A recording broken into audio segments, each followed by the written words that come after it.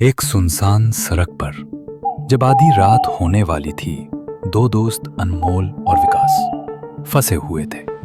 उम्मीद खत्म हो रही थी कि तभी एक रोशनी दिखाई दी। ये एक बस थी, एक पुरानी खड़खड़ाती हुई बस, जिसमें से ड्राइवर की आवाज आई जो उन्हें रात की आत्माओं से सुरक्षा का वादा कर रही थी। लेकिन जिस सुरक्षा की उन्हें तलाश थी वो एक चालाक जाल था।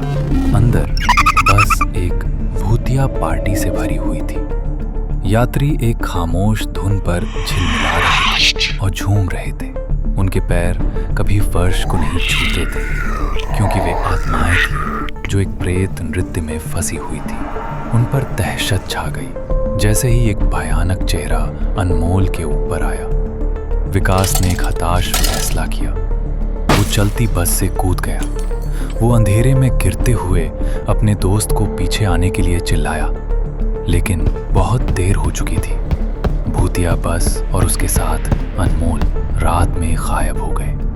विकास तब तक भागा जब तक उसे एक गांव और उम्मीद की एक किरण नहीं मिली। उसने अपनी कहानी गांव के सरपंच की पत्नी बरखा को सुनाई। उसकी आंखों में एक जाना पहचाना दुख भर आया। सन ने कबूल किया कि उसका अपना पति भी उसी बस में चढ़ा था और कभी वापस नहीं लौटा। हताश होकर उन्होंने एक बूढ़े साधु की बुद्धिमत्ता की शरण ली। साधु ने आंखें बंद करके सुना और एक दिव्य दृष्टि में सच देखा।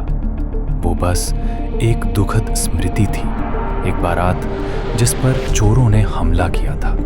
उसकी दुल्हन की आत्मा अब एक बदला लेने वाली चुड़ैल बन गई थी, जो हमेशा अपने हमलावरों की तलाश में रहती है।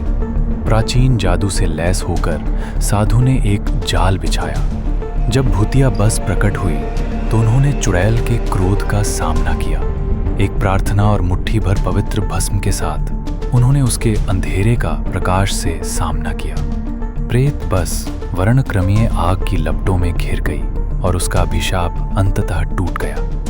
जैसे ही सूरज उगा, एक चमत्कार हुआ। खोए हुए ग्रामीण, जिनमें अनमोल और सरपंच भी शामिल थे, अपने घरों को लौट आए। उनका लंबा दुस्वप्न समाप्त हो गया। गांव फिर से पूरा हो गया। चुड़ैल बस का साया हमेशा के लिए उठ गया और केवल एक नई सुबह की रोशनी बची थी।